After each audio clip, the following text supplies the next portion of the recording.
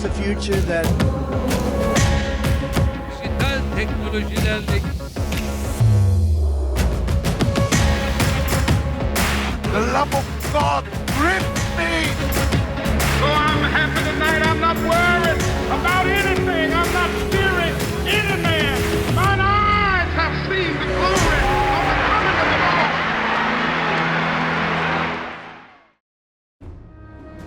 Lord. Hi. You know what? In our interaction with the world, there are things that we wrestle with that we're unaware of. The Bible talks about we wrestle not against flesh and blood, but against principalities and powers, spiritual wickedness in high places. These things are actually manifested in strongholds. This particular program today is about the 3 different types of strongholds that we wrestle with and how we can overcome each of these things. It's a beautiful day. Interacting with the world is absolutely wonderful, but we all are wrestling with things in our life that can bring turbulence.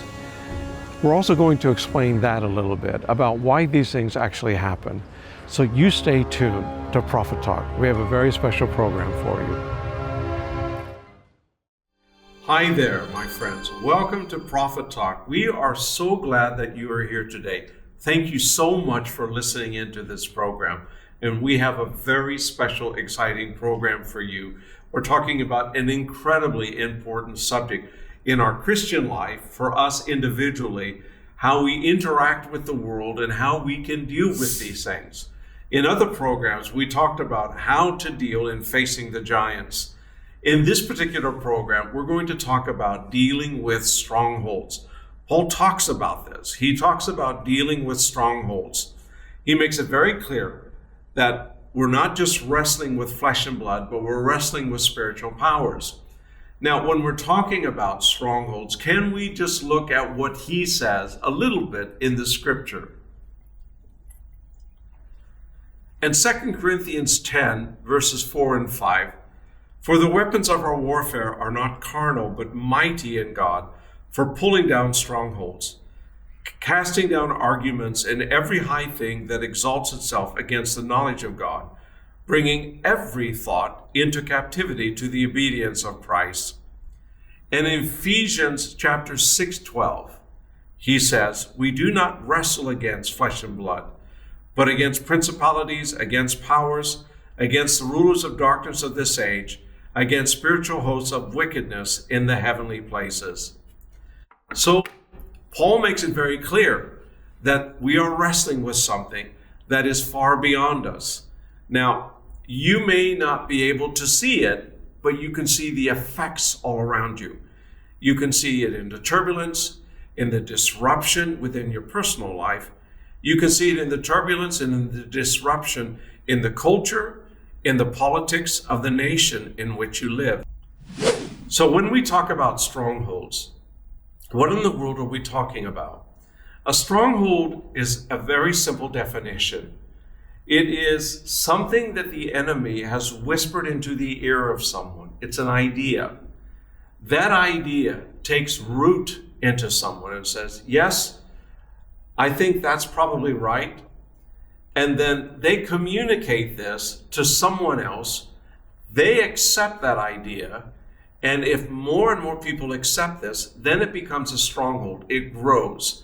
It becomes something that has influence in a person's life, in culture, in politics, and in a nation. Now, there are 3 different types of strongholds, and we will talk about each one today. There is the spiritual stronghold that we've just read scriptures about, but there are also cultural strongholds, and there are personal strongholds. And so when we're talking about these particular things, we're actually talking about wrestling with the enemy in these different areas. So let's go ahead and let's talk about this. Personal strongholds first. A personal stronghold is something that you've been struggling with and you just can't overcome it. You're a believer. You believe in the power of God, but there's something that has a hold on you. It's fixed in your mind and you're struggling with it. It could be a really bad habit. It could be an issue of sin that you seem that you're not able to overcome. There's a root to these types of things, and it has to do with the enemy has whispered to you. It's a lie. It's something where he says, you can't help it. You have to do this. This is the way that it is. It's not that bad. And yet we need to understand that the enemy is always going to tempt us with temptation, but we don't have to yield to that because he's made us overcomers in Christ. You are more than what you see. You are a conqueror. You are an overcomer. You are a king, a queen. You are a priest before God. You have all the promises and the blessings in the Bible, and there are over 600 of those. They belong to you. So when we talk about a personal stronghold, we're talking about the enemy convincing you and getting you to do something that is going to attack your identity. You see, we need to understand that all spiritual warfare is an attack against your identity. Now, what I mean by that is you are more than what you see. You are so much more than what you see. You've been designed by Christ to carry his glory, not only in this life, but in the life to come. The Bible says that when he comes, we're going to be changed in an instant to be like him with our glorified bodies. So we are carriers of that glory. We have the hope of glory living within us, but we will be carriers of that glory in the age to come. Hallelujah. But the enemy knows these things, and he wants to disrupt your thinking by getting you to believe something that is false. And if you believe it, then it becomes a pattern in your life. And if you allow that pattern to grow in your life, it becomes a stronghold, a place that the enemy can operate out of in your life. Now, does that mean that you're controlled by demons? No. But it does mean that you're influenced by them and that you feel like you're powerless to deal with these things. The enemy wants you to believe that you are powerless to deal with these things, but you're not. You're not at all. You are more than conquerors in Christ. So personal strongholds are the first thing that the enemy will try to attack you with, attach in your life. And he will use fear, which I've talked about in another program, but he will also use temptations and desires and longings and everything that is in your human nature. He will try to deal with these things. Now, does this mean that we have to disconnect our human nature? Not at all, because God has made us, and how he has made us is good. But there are some things that we can do that is not good. And these are the things that the enemy wants to attack, and he wants to attach thinking and habits and lifestyle. And if we allow that to happen, then it actually does something to our identity.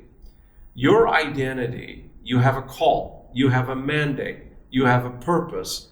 You've been divinely created by God to fulfill an incredible purpose and will.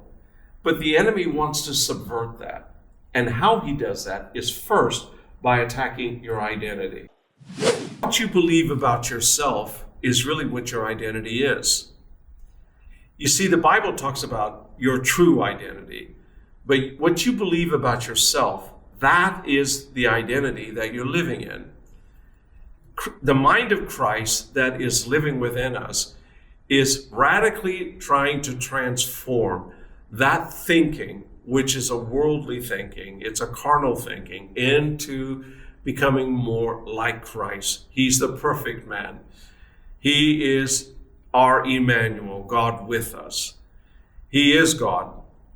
And the Bible says when we have the mind of Christ, and when we understand that, and the Holy Spirit operates with that, we can deal with these personal strongholds that are trying to influence us in our life. So if you say, I can't help but doing this, I'm sorry, that's not right. You can, if you want to, and if you will believe God. Scripture says, resist the devil and he will flee from you. In my own life, what I have found about resisting the enemy, when he brings temptation, when I've had really bad days, when I've done something stupid like all of us, and he's right there, trying to bring everything he can at me, I know that I need to resist him. Sometimes that's a little bit difficult because he doesn't want to go away. He wants to have his way. So it might take some minutes, it might take an hour, it might take 2 hours. But if you resist him, he will leave you alone. And there's nothing like the peace of God, the love of God, the joy of God, the flooding of the Holy Spirit that can come upon us. It's irreplaceable. So personal strongholds is the first one. Cultural strongholds are something that is very easy to describe. Now remember, strongholds is an idea that people believe, and it is anti-God, anti the ways of God. So a cultural stronghold is something that many people believe and that they accept as a truth, but it has no truth in the Bible. It is not relative in the Bible. Cultural strongholds are things that can capture a nation and can take us down a road. The examples of this are Sodom and Gomorrah in the Bible. In Sodom and Gomorrah, you had people doing very evil things. And the description of this was there was unnatural sexual relationships. There were many different evils and vices that those people were doing. And it was so bad that God visited Abraham, along probably with 2 angels, there were 3 of them, and said what he was going to do to that particular city. And he did it. Now, the mercies of God are on us. And there are many people that are talking about judgment and doom that is coming upon this nation or that nation. Can I say this? That might or that might not happen. But the real important thing is this. If we have the opportunity to change the cultural mindset of something that is unhealthy, don't you think we have the power in Jesus to do that? Together we can, united in his love and by the presence and the Spirit of God. One of the tools that God uses is revival. Now let me talk about this. People think that revival is getting a whole bunch of people saved, having all kinds of spiritual experiences in the Holy Spirit, getting blessed and being overwhelmed by the Spirit of God for maybe some days or a month or a couple of years, and then it's gone. Because historically, revivals typically lasted for 3 years. Now, some of them lasted for 100 years, like Cluny in France, which was a monastic movement that was a worship movement that was incredible. If you Google it, you will be surprised at how powerful that movement really, really was. It started as a revival, though. So when we talk about revival, it's much, much more than a downpour of God's presence that comes upon his people, getting some people saved, getting some people refreshed. It's much more than that. Revival actually is a tool that God uses to change a culture. Yes, it's true. He does. Because when enough people are saturated with the Holy Spirit, don't you think that the things that they have been doing that maybe are not that good in regards to following Christ, those things are pushed out by the Holy Spirit. When you have enough changed lifestyle in people's lives, then you see strongholds come down. So revival is a tool that God uses to change cultural strongholds.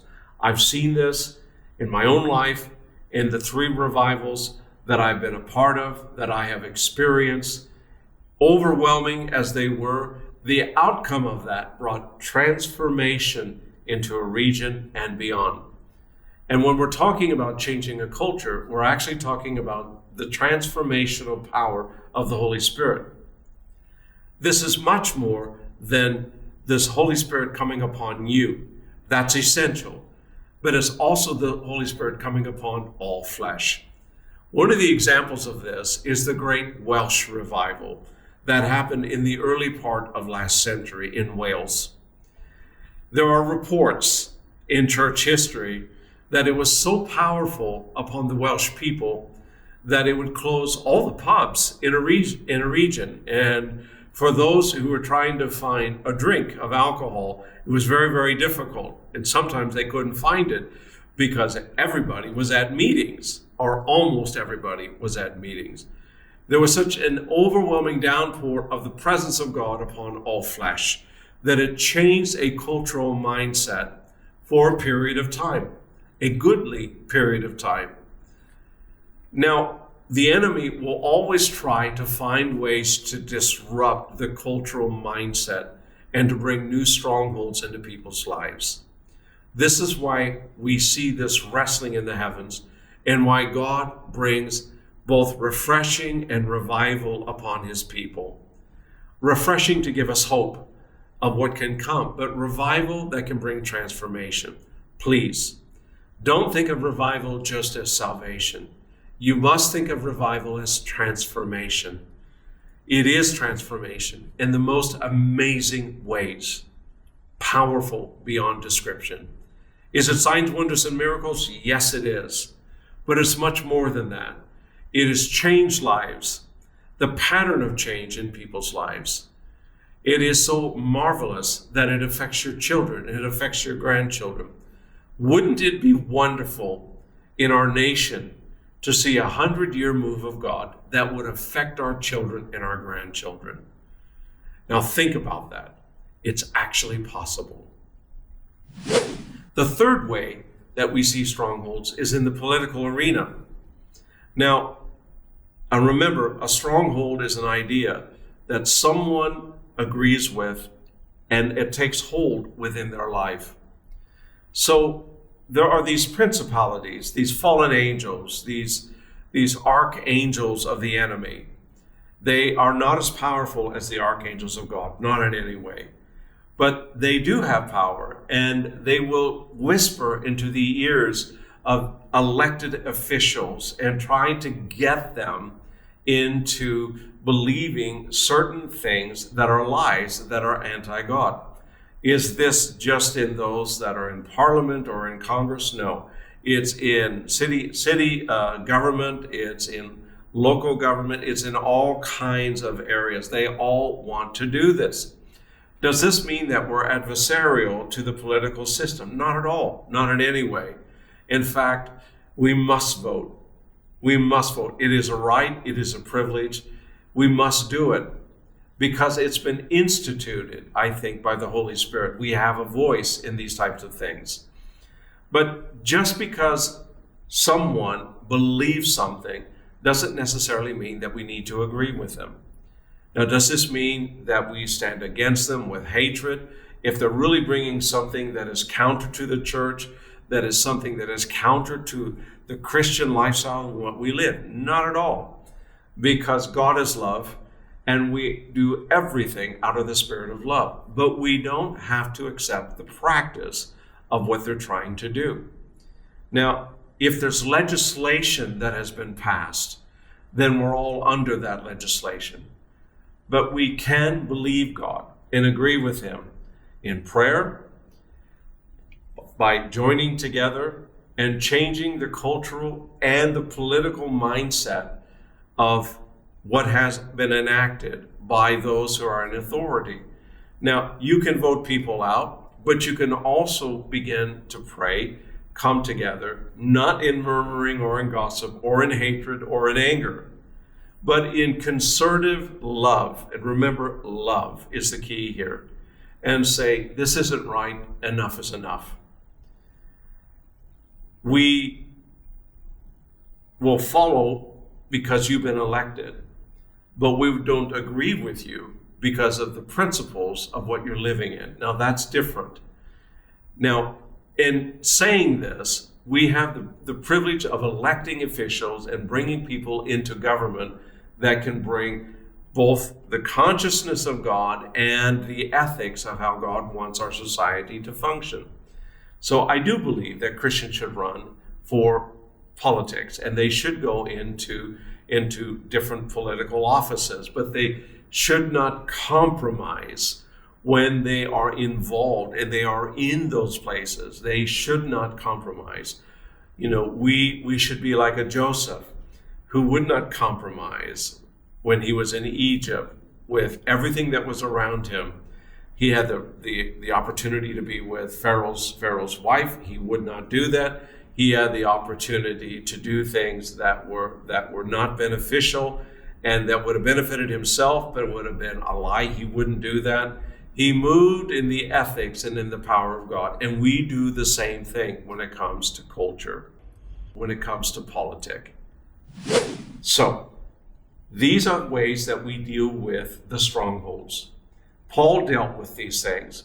When he would go into an area, first he moved in power.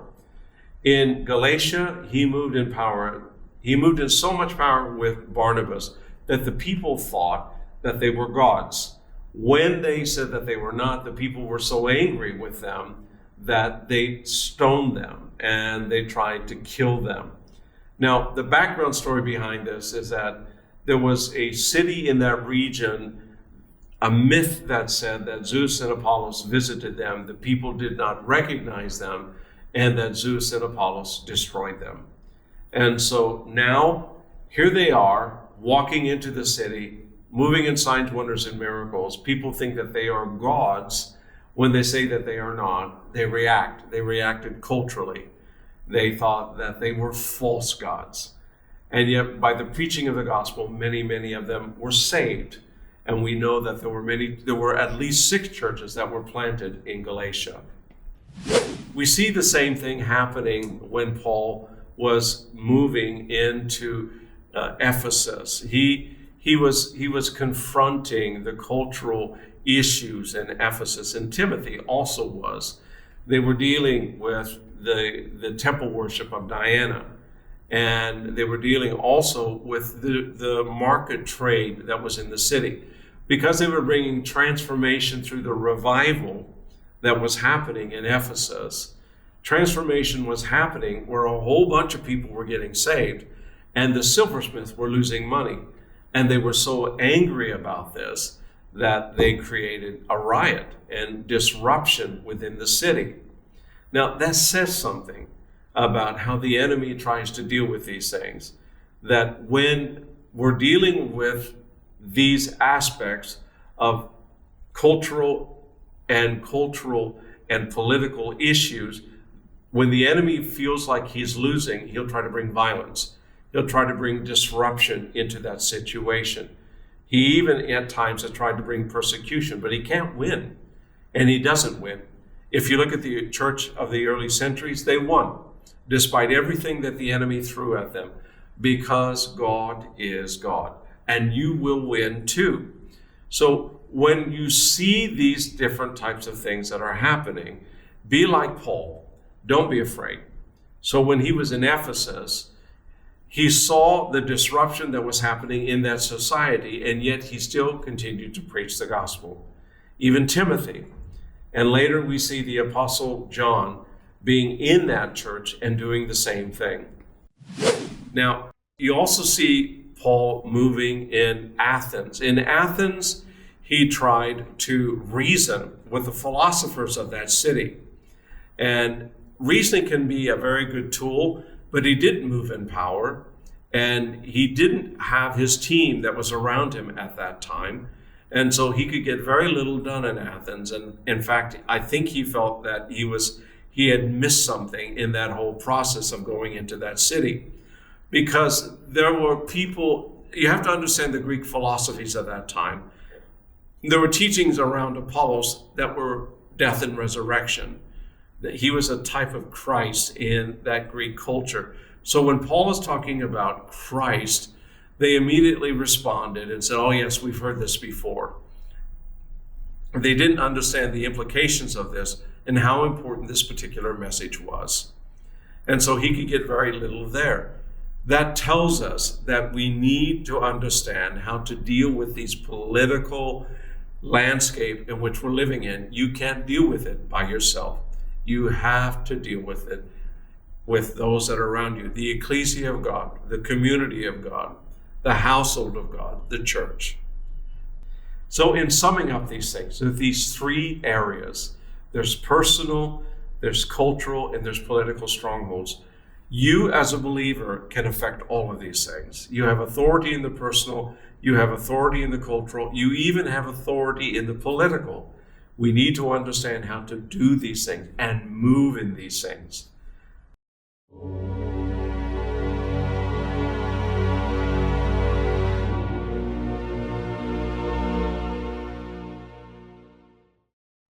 Hello, my friends. We have a very, very wonderful interview today with a very dear friend of mine, Paul Kidd, who is a pastor of CLF Church in Raleigh, North Carolina, which is a growing, vibrant church in North Carolina. And today we are talking about the presence of God, the power of God. So, Paul, welcome today to Prophet Talk. We're so glad that you're here. It's good to be here, David. Thank you for having me. You experience the power of God a lot. Could you give us your definition of the power of God? Yeah, you're right. I mean, from my very conception into the kingdom, the night I got born again, it started in a visitation to where I actually experienced God, heard about him, grew up in church, listened to people talk about God from a scriptural reference. But in 1988, I encountered a living God, and it came with great power. So it's kind of been there from the very beginning. But something I'd like to say specifically about the power of God is power of God is a direct result of spiritual authority. And so what do I mean by that? Basically, power comes from authority, and authority comes from submission. And so Jesus, in the Great Commission, he basically said, all authority has been given to me in heaven and earth. Go therefore and make disciples. And so the measure of our submission determines the measure of our authority. So at that point, Jesus had surrendered his life on a cross, had the greatest submission anyone had ever experienced in the kingdom. And because of that, he was seated at the highest seat of authority in the kingdom, the right hand of the Father. And out of that, all authority was given to him. And so the measure of our submission determines the measure of our authority. And the measure of our authority determines the measure of the power of God that we walk in. And so the power of God's a direct result of spiritual authority, something we don't talk about much in the body of Christ. No, actually, it's not. And it's something that we should talk more. I think when people talk about authority, immediately they hear control.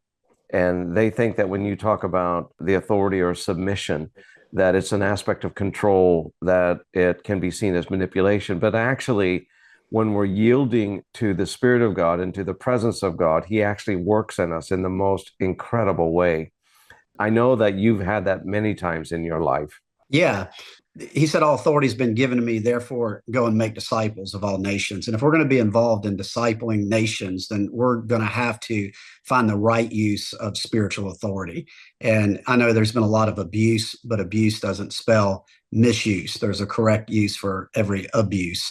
And, one of the things I often say is we give more authority to little league coaches to shape our kids than we give spiritual leaders to shape our legacy for the kingdom of God. And so, we're going to have to come to a realization and a better understanding of spiritual authority that is wrapped in fatherhood, and a father's heart. But if we're going to shape disciples that are going to move in the power of God, it's going to be a direct result of understanding spiritual authority.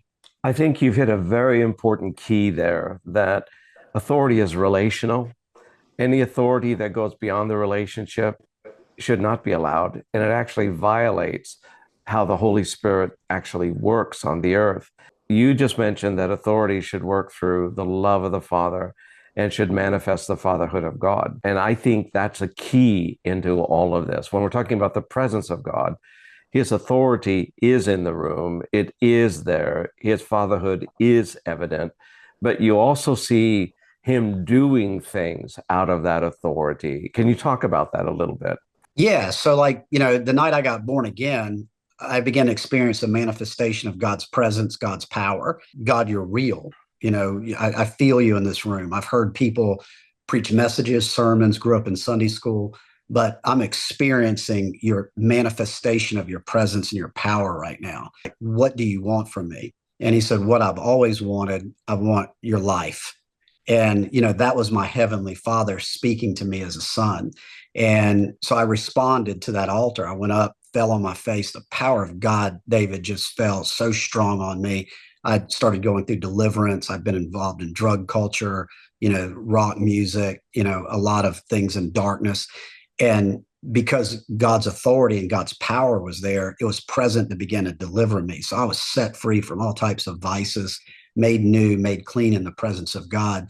But I was also apprehended as a son that would then begin to walk under his government and his authority, to begin the shaping process of my own life, that one day that I would carry authority and I would be able to manifest the power of God as his son, and now as a spiritual father in the kingdom.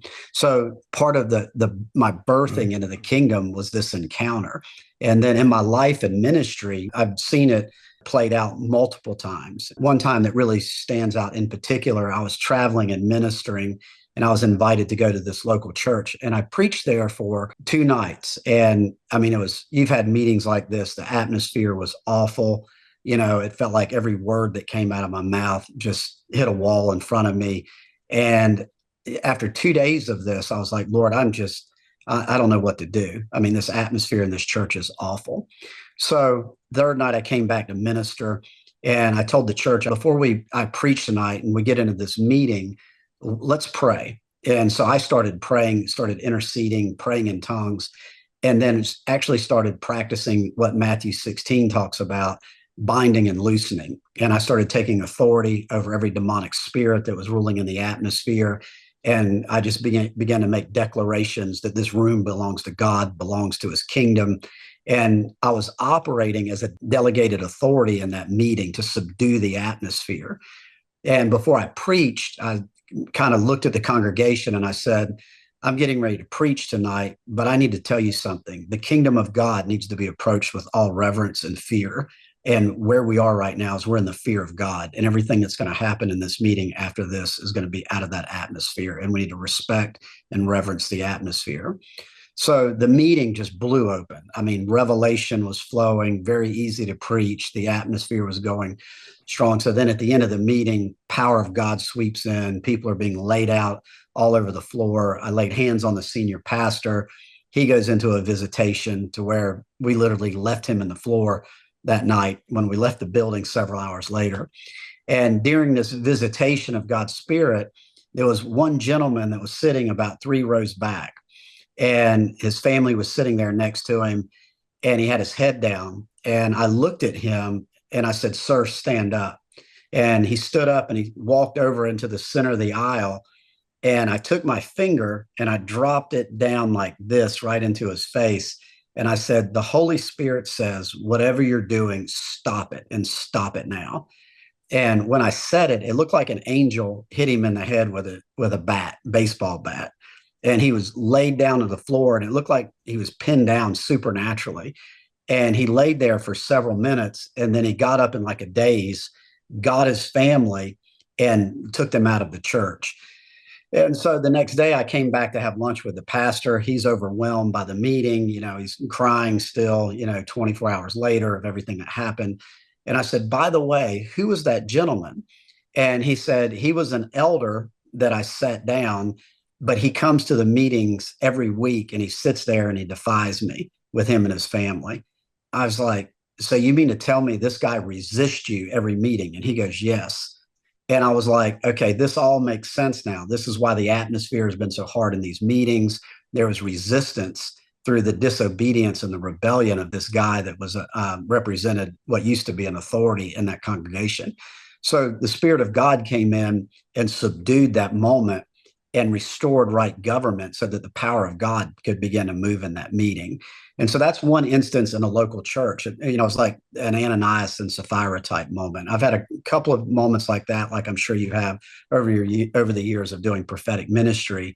But that's where spiritual authority came in, took control of the atmosphere, set it back in order, and then the power of God began to move and began to find the Simon the sorcerer that was creating the problems.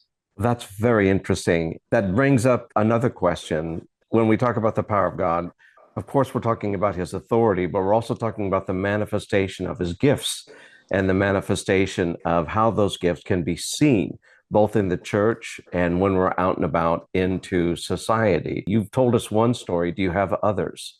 Yeah, well, I have many stories because you know my life. I've been bivocational for the last 25 years. I've been in business as well as, pastoring a local church, traveling internationally, doing prophetic work in the nations and working in apostolic team configurations.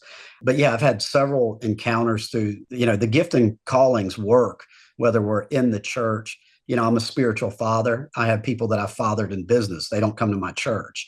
I have I have a prophetic gift. I've given people prophetic words in the middle of business deals and business opportunities. We don't stop being who we are based on where we're at. There's nothing dualistic about our life. We're the same in every different situation or configuration that we're in. So the gifts work in business just like they do inside the local church. I've had several prophetic moments with people, but one of the times I actually saw the miraculous and God do something supernatural was actually with my mother. And I think this will encourage people because my mother was prophetic, but she wasn't a platform minister. So a lot of the prophetic root system actually came from my mother. And the very first prophetic word that I ever heard, it wasn't from a preacher. It wasn't in a church. It was from my mom in her kitchen. I had a littered past. My dad died when I was 17. So I ended up getting into drug culture, really confused, angry, difficult time in your life to lose your dad at 17. And I ended up getting in trouble and was arrested. The judge decided to allow me to do my sentence in increments. Instead of making me do the time sentence all at once, they let me do it in, 2-week increments. So I had to do 60 days in this county jail, did 2 weeks. And, they put me in a solitary confinement for 2 weeks. It was very hard on me, being a young person, being confined like that. So every time I would go back and see my probation officer every month, they wanted to put me back into this incarceration. And I would give them excuses and why I couldn't. So finally, my parole officer looked at me and she said, the next time that you come in here, you're going to tell me when you're going back to jail within a week to do another 2-week term, or I'm going to go to the judge and I'm going to have them court order you to be put back in confinement to do it all at once and to get it out of the way. I said, okay. So I went out, lived my life, did what I always do. The day came that I had to go see the probation officer. I walked in the kitchen. My mom's in there cooking a meal, took a shower, got ready to go to this meeting. And I'm walking up and down the kitchen floor, all upset. I don't know what I'm going to do. This lady's going to want to put me back in jail. I can't go back in jail. My mom looks at me and she says, I've paid lawyers. We've spent money. We've done all these things, but you put yourself into a situation that I can't do anything about this. I was like, well, that doesn't help. So I kept worrying. And then all of a sudden I turned around and I looked at my mother and the Spirit of God just fell on her, David, from heaven. And her eyes were like fire. And she looked at me and she said, thus saith the Lord. I'll never forget this moment because it wasn't just the words that she said. It was the atmosphere, the presence of God. It was my very first encounter with God's presence and God's power. And he said, thus saith the Lord, I've chosen you to do a work for me. And he said, you didn't choose me, I've chosen you. And he said, and I am going to deliver you from this situation to reveal to you who I am. And he said, and there will come a day that you will bow down and you will worship me and you will call me your God. But this day I will deliver you from this situation to reveal who I am and who I want to be in your life. You can just imagine I'm weeping. I grab my mom, she's crying, and we have this encounter and I go, what do I do? And she said, just go and see what your parole officer has to say.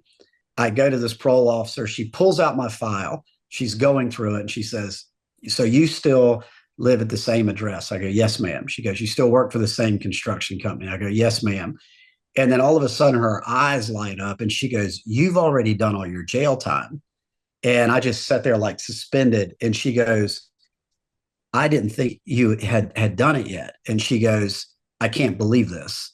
And she closed the file and put it up. And I never went back to jail for that situation. And so immediately angels supernaturally got involved and rearranged the documentation in that folder out of that encounter that happened just a couple hours prior in my mother's kitchen. That's been one of the most profound moments of experiencing, not only a prophetic word, God's presence, God's government, God's authority, God's sovereignty, but also his supernatural hand that went and began to perform the word within 2 hours with a divine miracle. And that's the thing. Whenever God begins to speak, the power of God is released to perform the word. And, our job is to mix it with faith.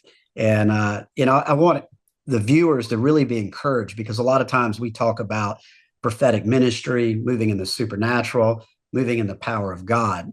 And we think about fivefold offices, prophets like ourselves. But this was with an everyday woman raised by an alcoholic father in the woods of North Carolina, very limited education, but she had the ability to hear God's voice and to declare what God was saying in the earth, and the power of God came upon it to perform it. I want every viewer to be encouraged. God is no respecter of persons, and just like he spoke to Mary, he'll speak to the most simple grandmother that is willing to hear his voice. I have been in your church several times. It's an absolutely wonderful church. It's a church that is filled with the presence of God. It's a church where the gifts of God are manifested in the most unique way. Yes. And I would just like to encourage, one of the beautiful things about our church is that we are very multicultural. And there's something about when the presence of God begins to come in that it has the capacity to bring diverse people together, like it did in the book of Acts. And what we can't accomplish through human resource or human means, God is able to accomplish in one moment in his power and one moment in his presence. We're dealing with such divisiveness, across the world right now. But I believe if we can just build churches that have the power of God, that we'll see diversity come together and a unification that's not accessible outside of a demonstration of God's power and his presence. Thank you, Paul. We're so grateful that you're here with us on Prophet Talk. I look forward to having you back again very, very soon. Thank you, David. It's been a pleasure. God bless. God bless you, man. Now I want to pray for you. I want to pray that you will move in power. You will move in prayer. You will not be intimidated by these things. And if there are any personal strongholds in your life, you will not allow them to continue. In the mighty name of Jesus, I pray right now for everyone that is listening, that whatever it is that they are battling, if it's the disruption that is happening because they're trying to live a holy life, or if there are bad habits, if there's wrong thinking, if there are strongholds that we've described that they have allowed to function in their life, we speak against them first in the mighty name of Jesus. And I'm asking, Lord, for the power of your Spirit to come upon your people, to let them understand who you are and what you are, to feel that peace, that love, that power coming upon them even now, invigorating them, strengthening them, causing them to resist the enemy and to become more like Christ-like, because we want to glorify you, Jesus, in every way. Thank you so much for listening today. We are so grateful that you are here. Please join us for another Prophet Talk, where we have many, many other wonderful subjects to talk about. God bless you. We'll see you very soon.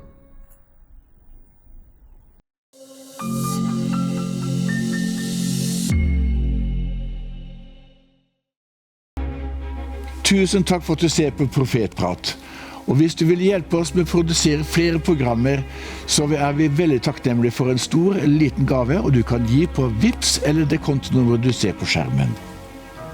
You know, there are costs that are associated with this. Would you please help us? Du vet, det kostnader som for å få gjort dette her, og vi vil være så snill å hjelpe oss. We would be very, very grateful for that. Det vil vi være veldig takknemlige for. Thank you so much for that. Tusen takk for at du hjelper oss. Heavenly armor will enter the land. The battle belongs to the Lord. No weapon that's fashioned against us will stand. The battle belongs to the Lord. We sing